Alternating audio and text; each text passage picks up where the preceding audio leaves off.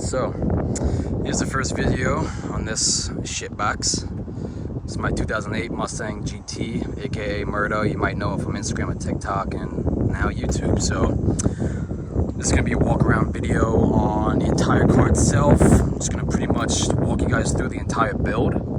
And yeah, let's get right into it. We have a pretty decent list here.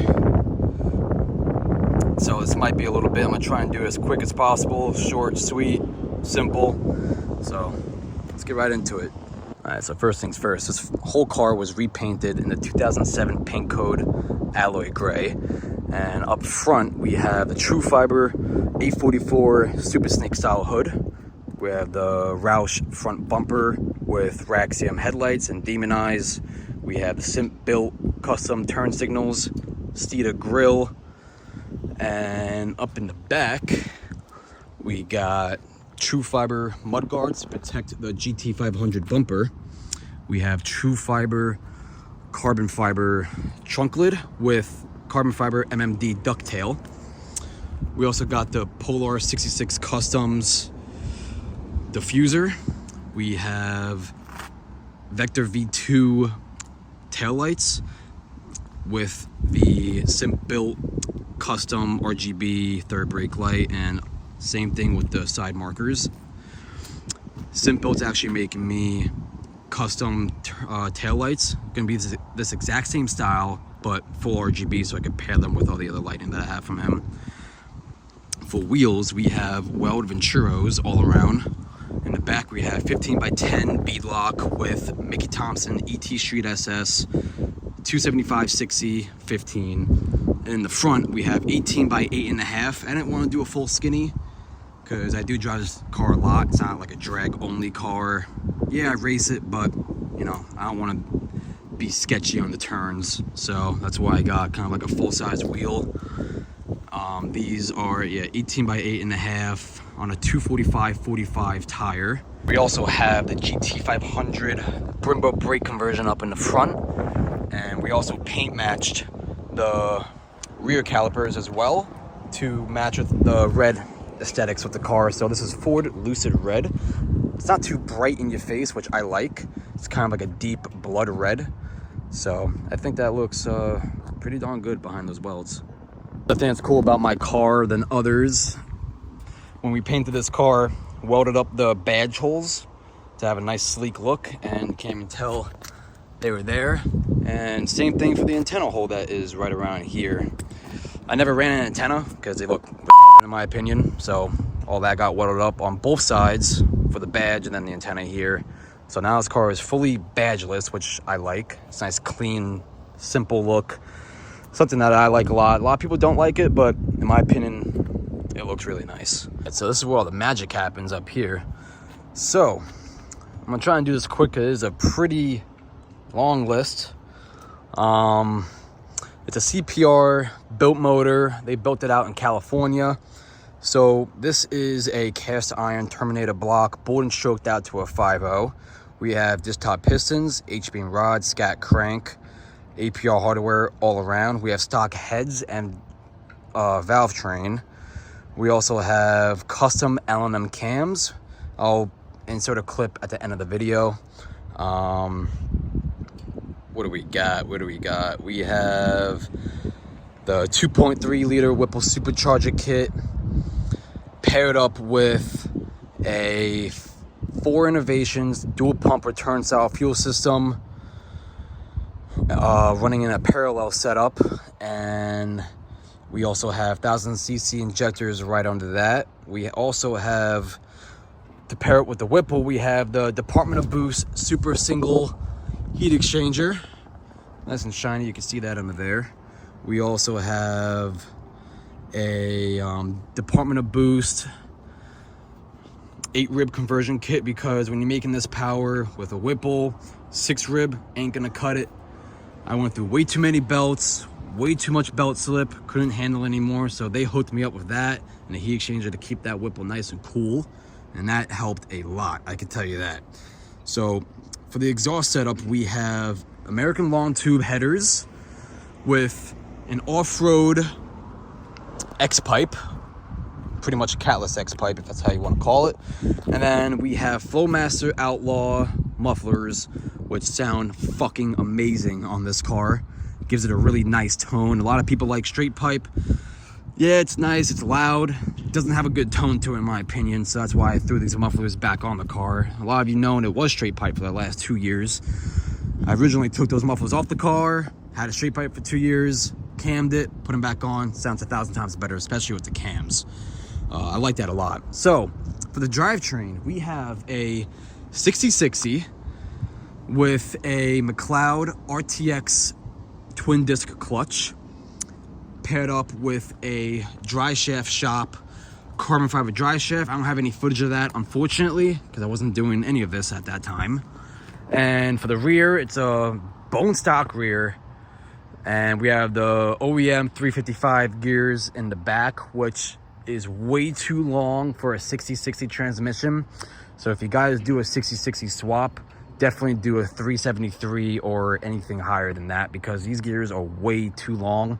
If you're making about 859, those gears might do okay. So I'm honestly probably gonna leave those gears in for when I do a bigger blower and I'm in the hopefully 850 to 900 range. So yeah, if you're making anything under that and you're doing a 60/60 swap, I definitely recommend changing those rear gears from a 355 to a 375 at least, because it would definitely have a lot more pickup. And getting out of first gear in this car is not fun, because you have the long gear and the long gear ratio in the transmission, and it fucking sucks driving this car, I can tell you that. So we also have a watt box in this car, which controls my two-step, which some of you have seen, and my no-lift shift. We also have a C&L adjustable panhard bar, Steeda drag springs in the rear, and up front we have the discontinued Ford Motorsport 2.5-inch drop springs. And we also have Steeda billet lower control arms in the rear. We have the C&L upper control arm in the rear, and sway bar relocation kit to fit the 15-inch wheels. So if you do want to do a 15-inch conversion on this car, you will need the sway bar relocation kit. It's just a block to pretty much move the sway bar out of the way. It's like $44 on American Muscle, which is nice. So it's not a big conversion. So that should wrap it up for the drivetrain and motor and whatnot. I believe so. I don't think I missed anything. Yeah, I mean, obviously we have a bunch of little stuff done to it that you're gonna have to do over the years. The alternator, just did the AC in this thing as well. Power steering pump. We also have the Mishimoto catch can. This catch can's decent. I like it. It's not bad. I do want to get a vented one eventually. Yeah, I think that sums it up for the drivetrain and motor. So yeah, I'm not sure if I really taught power numbers, but right now on pump gas, it's making around 6 to 650. It's never been on the dyno. And when I put it on E85, it should make about 700 wheel with this small 2.3 Whipple. We'll see what it makes, but once I put the VMP Gen 3R or Whipple 3.0 on it, it should make around 859, which is my end goal of the car. So yeah, that's it for drivetrain and motor. We'll get into the interior now. All right, so here we go. First things first, in the interior, we have the GT500 leather dash, which is a really nice touch for this car. Those little details really matter and they go a long way. So for all the carbon, as you see, we have a fuck ton of it in this car.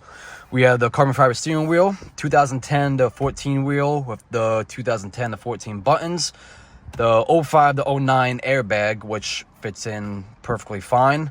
We have the carbon fiber, true fiber steering wheel inserts. So when you order these wheels, it does not come with the inserts, button, or airbag. And we also have the Simp built carbon fiber emblem. We have the Dyna Performance dash overlay kit everywhere in this car. What's next? For carbon fiber, we have the true fiber center console replacement. We have the true fiber, carbon fiber, fucking whatever the fuck you want to call this. We got the door speaker covers. We got the inserts here for the handle. We also have these pieces here. Kind of forgot what these are called. I think that's it for carbon on the interior. And so for gauges, we have the AEM vent delete AFR gauge, and we have my boost gauge here from Rouse, obviously a vent and delete as well.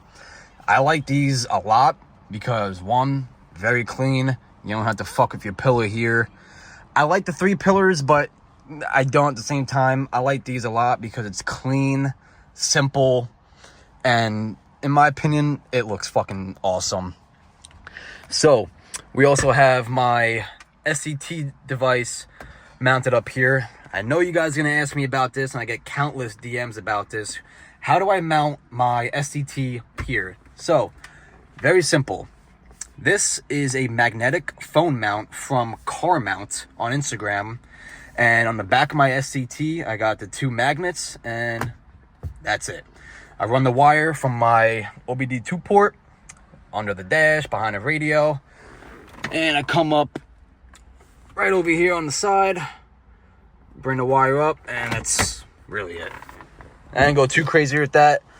It's nice. It's out of the way from here. You don't have a fucking screen here in your way of your visibility. I like this. It's nice and out of the way. I saw someone do this on Instagram. I don't remember your at. Sorry, but yeah, I got the idea from you from like maybe 3 years ago. I saw you do this at least. Yeah, this is my shift knob for my 6060. And yeah, not too shabby. We got the dashkin door inserts, all VS 197. Obviously, specifically 3-valve owners know that these peel on every single car, no matter what you do, unfortunately. Unless you get them redone professionally, but they'll probably just end up falling again in the future. I am not sure if I mentioned my shifter or not, but I have the MGW shifter for the 6060 transmission paired up with their shift knob. 6th gear is fucking fast. Never hitting that in this fucking death trap. We have the dashkin door inserts because a lot of you know I had those inserts off my car for pretty much the entire time I owned it. I opened the door one time and the stock leather fell off, and I was like, all right, fuck this. I ripped it off, and it was off like 4 years, and I finally did that before Mustang week this year. It's really not much in the interior. That's really it, I believe. We had the stock seat still. I'm trying to find some nice Recaros. Yeah, I think that's really it for the interior. Relatively clean. Previous owner kept it pretty clean for what it was. Yeah, we had the stock seats in the back. Nothing crazy. We have WeatherTech floor mats to keep the carpet nice and clean. Yeah, I think that's really it for the interior. Yeah, that's really it. So fuck it. Let's start this bitch up. Show you guys what it sounds like. Again, we have the custom L&M cams with American Lawn Tube headers, Catless X pipe, and Flowmaster Outlaw mufflers.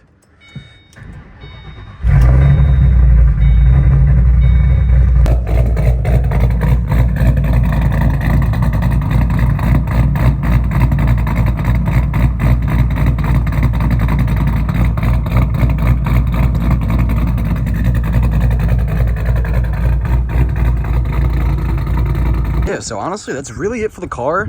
I'm not really sure if I miss anything. If I did, I will add that into another video in the future. Yeah, I think that really sums up everything. If there's anything you guys specifically want to see, DM me on Instagram or comment on this video. Not sure when I'm going to post this. Right now it's October 1st, so who knows how long it's going to take for me to actually edit this and have it to the way I like and upload it for you guys. So we'll see from here. This is the first video ever. If you guys made it this far, I really appreciate it. Like, comment, subscribe, and I'll see you on the next one.